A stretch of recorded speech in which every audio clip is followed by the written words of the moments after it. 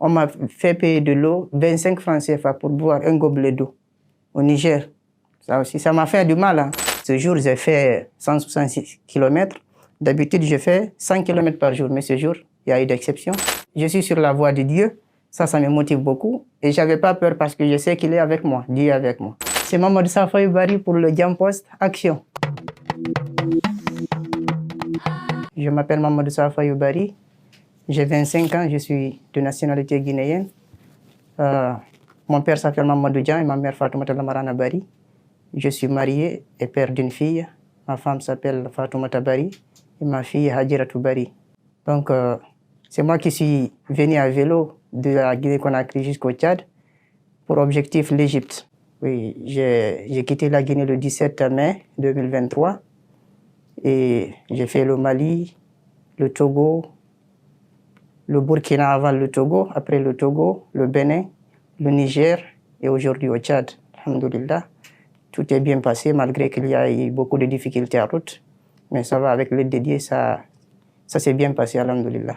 Comment est-ce que tu as eu l'idée, toi, de faire ce périple en vélo? Bon, l'idée m'est venue presque comme ça. Oui, parce que j'ai un peu souffert pour faire le bac, je le dis ici. J'ai fait le bac 5 fois, je ne voulais pas laisser. Parce que si tes parents te payent l'école de la première année, jusqu'en terminale, on te paye. Et pour le bac, tu laisses, c'est pas être un homme, ça. Donc, je n'ai pas voulu laisser, mais Dieu, lui, il a voulu que je laisse. Donc, j'ai dit oui, il ne faut pas que j'arrête, il faut que je me batte encore. Si je n'ai pas fait les sciences de la vie, peut-être je peux faire aussi la théologie islamique parce que en 2016, j'ai mémorisé déjà le Coran. Donc, je n'avais pas les moyens. Mes parents aussi n'ont pas les moyens parce qu'une fois, je les ai demandé de m'aider à aller aux États-Unis.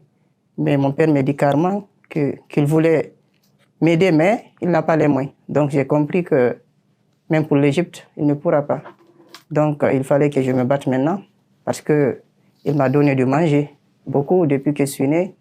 Il m'a soigné. Je suis tombé malade il y a un temps, en 2007. Très malade, pendant 3 mois, je suis malade, mais maintenant, je vais bien.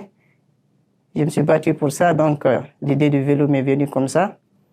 Parce que là-bas, avec vélo, je ne paye pas de l'essence, ni rien. Donc, j'utilise mon énergie, ma force. C'est pourquoi j'ai pris le vélo.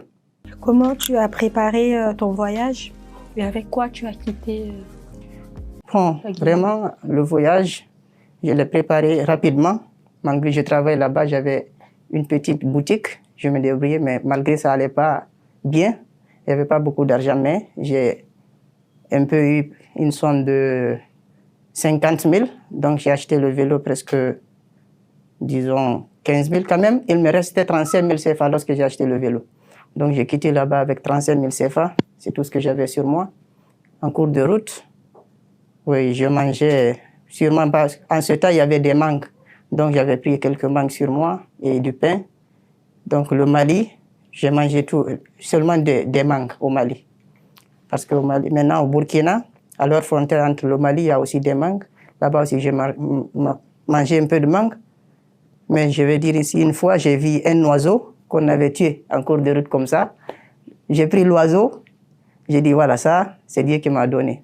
Mais j'ai dit, non, ça, c'est pas égorgé islamiquement. Donc, je ne peux pas manger. Comme je n'ai pas très faim maintenant, donc je dois laisser ça. Peut-être je vais avoir de manger. J'ai laissé l'oiseau comme ça. Maintenant, j'ai continué. Et souvent aussi, j'achetais de la poudre de manioc qu'on fait avec la tchéké et du sucre, de l'eau. Je mélange. Ça se gonfle un peu. Je mange ça.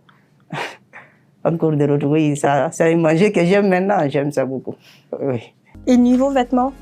Vêtements, t'as pris quoi? C'était quoi les essentiels pour toi? Bon, des vêtements, j'avais pris 2 habits. Oui, 2 t-shirts, 2 pantalons. Avec une paire de chaussures fermées et une paire de chaussures repose-pieds. C'est tout ce que j'avais sur moi. J'avais mis ça dans une plastique. Je n'avais pas de sac parce que j'avais peur de prendre un sac et que quelqu'un en cours de route pense que j'ai de l'argent, j'ai autre chose, il m'attaque. J'avais pris une plastique que j'ai attachée sur le vélo. Donc, c'est comme ça. Sur ta route, donc, tu nous as expliqué que tu as traversé plusieurs pays. Oui. Donc, sur la route, quelles sont les difficultés que tu as pu rencontrer? En cours de route, il y a eu beaucoup de difficultés parce que ma première nuit, lorsque j'ai passé la frontière Koulémalé, c'est en brousse. Et souvent, ça a été le cas, je dors en brousse parce que dans les grandes villes, j'ai peur. Parfois, j'ai peur des policiers, parfois des malfrats, des gens qui sont mauvais parce que dans les capitales, il y a tout genre de personnes. Donc, je passe chaque fois que je sais que oui, je vais rentrer dans une capitale, je m'arrête, je passe la nuit en brousse. C'est comme ça, c'est très difficile. J'avais rien, j'avais pas de moustiquaire, ni rien, sauf mes habits. Donc, pour la sécurité du